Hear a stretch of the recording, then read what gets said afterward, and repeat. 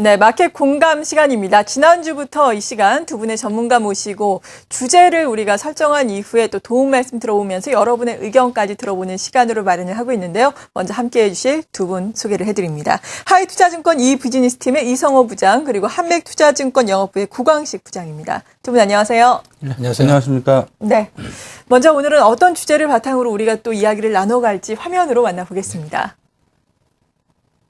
네, 이번 주 코스피 예상 밴드를 또 주제로 준비를 하고 있습니다. 이번 주 예상 밴드에 대해서는 지난주의 주제인 것 같은데요. 주제가 좀 잘못 나가고 있네요. 밑에 내용을 보면서 좀 확인을 해보겠습니다. 반등 시에 현금 비중을 확보하자라는 이성호 부장의 의견이고요. 고광식 부장께서는 저점 분할 매수, 실적 우량주 중심의 대응입니다. 그러니까 이번 주에는 과연 저점 매수의 기회가 될 것인지, 반등 시에 현금 비중을 확보를 해야 할지 투자 전략을 저희가 주제로 삼은 거라고 보시면 되겠습니다. 여러분께서는 어떤 생각을 가지고 계신지 저희와 함께 하시면서 설문에 참여를 하시면 되는데요. 와우넷 메신저 설문 참여 방법 잠깐 소개를 해드립니다. 먼저 검색창에서 와우넷을 치신 다음에 접속하셔서 상단 중앙에 있는 메신저를 클릭하신 이후에 다운로드를 받으시면 됩니다. 로그인 하신 이후에 여러분께서 설문에 참여하실 수 있으니까요. 여러분의 많은 의견 또 기다리고 있겠습니다. 한 분 한 분씩 또 의견 또 설명을 들어봐야 할 텐데, 먼저 이성호 부장께서는 앞서서 반등 시에 현금 비중 확보 의견이세요. 그러니까 아직까지도 좀 불안하다라고 보시는 거죠? 예, 그렇습니다. 이제 어저께 주말에 뉴욕 증시가 이제 그 연준의 출구 전략 자체가 뭐 어떤 미국 경제에 대한 자신감의 발로 아니냐라는 그런 낙관론이 나오면서 이제 혼줬어요. 이제 하락세가 좀 멈췄고요. 네. 우리 증시도 지난 금요일 날 뭐 아래 저점 대비 좀 올라오면서 좀 반등이 나오지 않겠느냐라는 기대감이 높은 건 사실입니다만은 뭐 사실 뭐 우리 증시도 지금 한 15거래일 동안 10% 한 200포인트가 빠졌기 때문에 단기 반등은 가능하다고 봅니다. 그러나 지금은 우리 시장만 볼 때가 아니라는 거죠. 지금 글로벌 증시, 글로벌 환율, 그리고 글로벌 채권 시장 이런 것들을 동시에 아우러서 좀 봐야 된다라는 거고요. 한쪽이 만약에 무너지게 되면은 도미노 현상이 나오면서 다 같이 일단 좀 굉장히 안 좋은 상황이 초래될 수도 있다라는 거고, 지난 금요일에 미국 증시는 사실 좀 별로 안 빠졌는데 네. 채권, 10년물 채권 금리가 굉장히 많이 올랐습니다. 12bp나 올라서 2011년 8월, 그러니까 미국의 신용등급이 그때 강등됐을 때 막 혼란스러운 그때 이후에 지금 22개월 만에 최고치를 기록을 했습니다. 2.53% 기록을 했고요. 이게 이제 2.4%가 최근 2년 동안의 그 고점이었고요. 또 심리적 저항선이 2.5%였는데 그거를 뚫고 올라갔다라는 것. 그러면서 연내에 한 3% 가지 않겠느냐라는 그런 분석들이 좀 나오고 있다라는 거고요. 미국 국채 금리가 계속 오르고 그렇게 되면 달러 가치도 오르게 되겠죠. 네. 그러면은 이머징 마켓에서 자금 유출이 계속될 거고, 과연 그런 상황에서 우리 증시가 계속 좀 버텨질 수 있겠느냐, 상당히 좀 의문스러운 일이고요.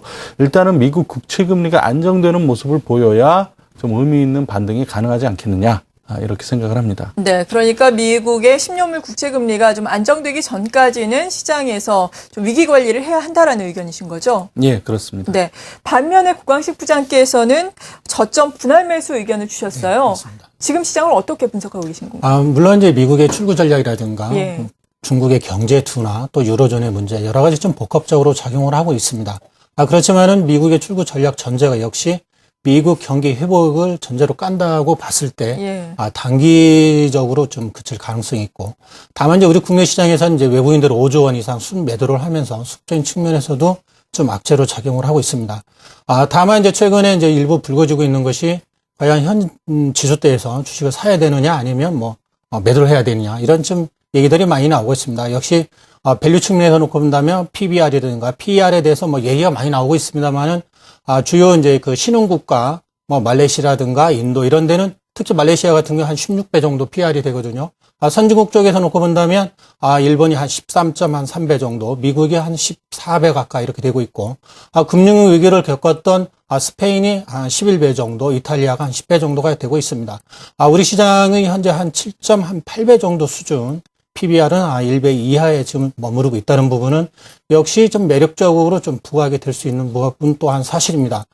물론 이제 그 7월 초에 삼성전자의 그 실적 가이던스를 기점으로 해서 우리 시장도 큰 방향을 잡을 수 있겠지만은 현 지수대에서는 일정 부분 좀 분할 매수, 특히 2분기 실적 우량주 중심으로 한 매수는 좀 유효하다. 특히 이제 100으로 봤을 때는 한 20% 전후에 매수 전략을 한번 좀 실어보는 것이 어떨까 이렇게 생각을 하고 있습니다. 네, 그러니까 지금 아예 저가 매수를 완전히 다 하자 이건 아닙니다. 지금 물론 PBR이 매력적인 수준이지만 여러 가지 불확실성이 있기 때문에 실적이 우량한 종목을 중심으로 제한적으로 한 20% 정도 저점 매수에 나서면 좋을 시점이다라고 제시를 해주셨습니다.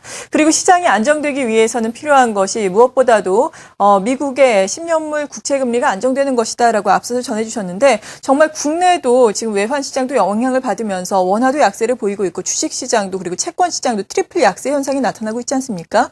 이런 현상이 언제쯤 좀 안정이 될 수 있을까요? 글쎄요, 그거를 지금 어느 시기를 못 박는다는 건 상당히 어렵고요. 그건 그렇죠. 예. 오늘 정부에서도 좀 금융당국에서 나서서 시장을 좀 안정시키기 위해서 조치를 취하고 있습니다만 이게 우리나라에 국한된 문제라면은 그런 것들이 이제 약발을 먹힐 텐데 네. 우리나라 문제가 아니라 말씀드렸다시피 지금 가장 우리가 중요하게 봐야 될 것은 미국의 10년물 국채 금리란 말이죠.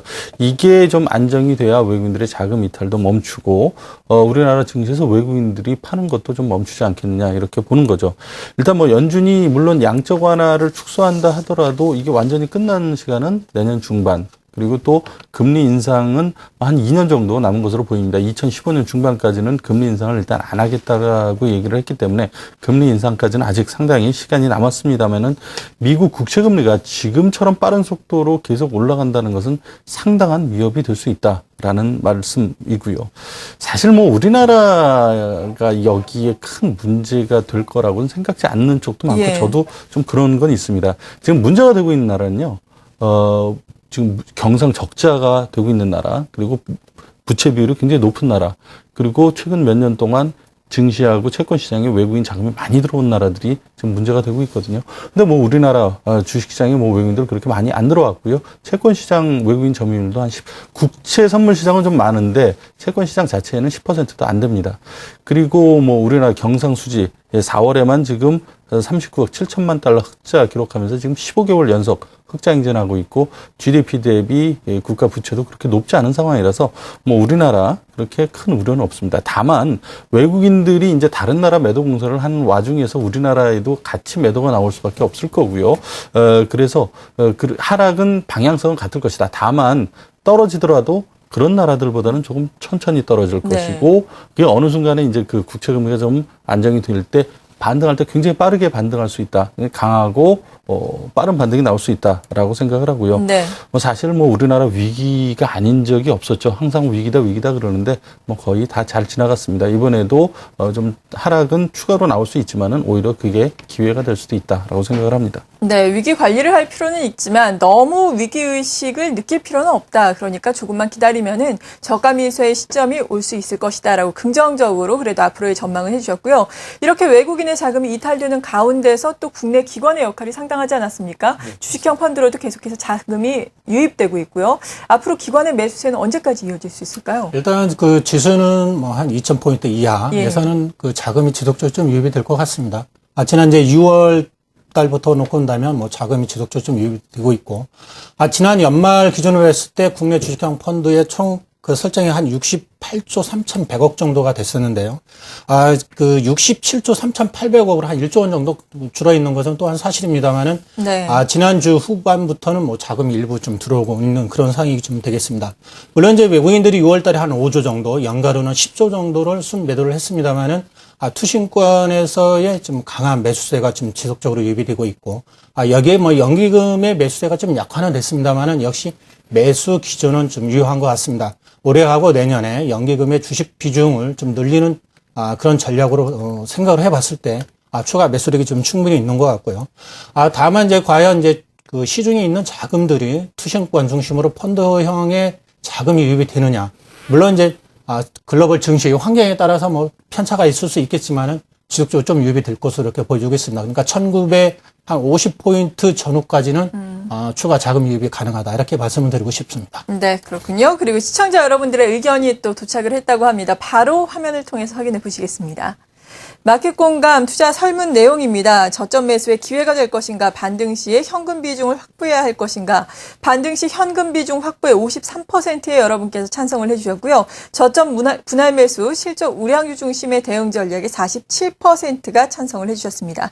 아직까지는 그래도 조금 불안감을 느끼는 시청자 여러분들이 많은 것으로 보여지는데요. 앞서서 또 중요한 것이 삼성전자의 잠정 실적을 발표를 또 기점으로 한 2분기의 실적 시즌이다라고 고강식 부장께서 짚어주셨거든요. 이 실적 시즌에 대해서는 어떤 생각 가지고 계신지 간략하게 들어볼까요? 예, 뭐 7월부터 시작이 되는데 네. 워낙 그 최근 한 1년 이상 동안 어닝 시즌이 별다른 오히려 악재로 작용을 했었고요. 그렇죠.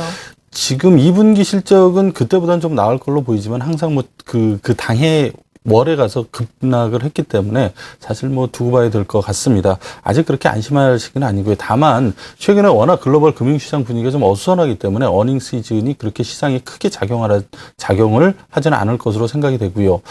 그렇더라도 뭐 어닝 쇼크가 있는 종목들 뭐 이렇게 굉장히 어수선한데 어닝 쇼크 나오면 급락이 필연적이다. 충격이 커질 수 있다라고 그렇게 생각을 합니다. 그렇기 때문에 뭐 저는 뭐 여전히 어닝 시즌에 그렇게 지금 휘둘릴 필요는 없고요. 한 30에서 50% 현금 비중 가지고 시장에 대비를 하는 게 좋다라고 생각을 합니다. 네. 마지막으로 고강식 부장께서는 어떤 전략으로 마무리를 해주시겠어요? 예, 앞서 뭐 언급을 해드렸습니다만은 역시 외국인이 국내 주식시장에서 일정 부분 뭐 매도가 둔화된다든가 매수로 전환하기 위해서는 2분기 실적이 뭐 가장 큰 기준이 될 것 같습니다. 앞서 말씀드린 대로 삼성전자의 그 2분기 실적 7월 초에 일단 뭐 예정이 되어 있습니다만은 이런 부분, 그다음에 주요 기업들의 2분기 실적 외국인들이 좀 중요하게 볼 것으로 보여지고 있고, 미국의 그 출구 전략 역시 미국의 그 매크로의 뭐 지표가 일단 개선되는 것을 의미하고 있기 때문에 중장기적 측면에서는 너무 이렇게 공포스럽게 시장에 접근할 필요는 없다. 이렇게 말씀드리고 싶습니다. 네. 이렇게 마켓 공감 오늘 함께 해주신 두 분과 또 인사를 드려야 할 시간입니다. 함넥투자증권 영업부의 고강식 부장, 하이투자증권 이비즈니스팀의 이성호 부장이었습니다. 두 분 감사합니다. 고맙습니다. 감사합니다.